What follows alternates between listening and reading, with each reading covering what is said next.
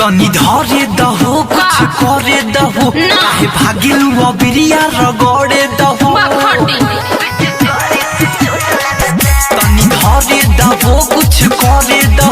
काहे भागिल बिरिया रगड़े दहो तोरा दिलवा के हमरा त खोट लागता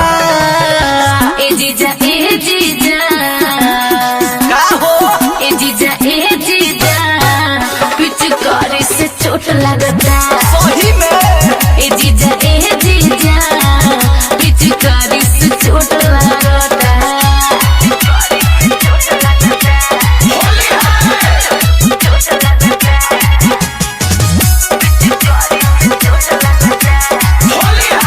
काहे ऐसे ये सालीन कार्य करेलू के मजा सारा बेकार करेलू कोयल सिंगार सब बेकार करब बाद में चोली पर टूट के बार करब ऐसे बोलो ना दिलवा झंझोट लागता ए जीजा बोला ए जीजा पिचकारी से चोट लगता अच्छा ए जीजा पिचकारी से चोट लगता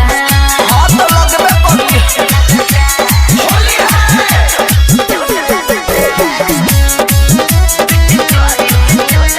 सुन शैलेश प्रेमी जीजा राइटर धीरज नहीं मन बात दीदी से कह दे हम असु होली में रंगवा लगा लेवे द अपना मनवा के हीरिस पूरा लेवे द दोनों एक साइज नहीं हमरा छोट लागता अरे हटा होने ए जीजा ए जीजा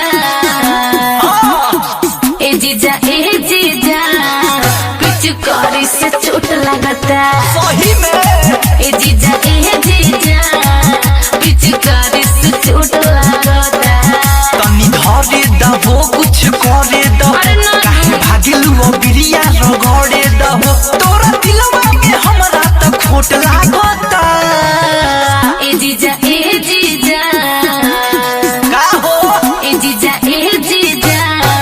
पिचकारी से चोट लगता सही में ए जीजा पिचकारी से चोट लगता आरसीएम म्यूजिक न्यू ऐप अभी डाउनलोड कीजिए हमारे गूगल प्ले स्टोर से और पाए भोजपुरी लोकगीतों का एक से बढ़कर एक ऑडियो वीडियो सॉन्ग बिल्कुल मुफ्त।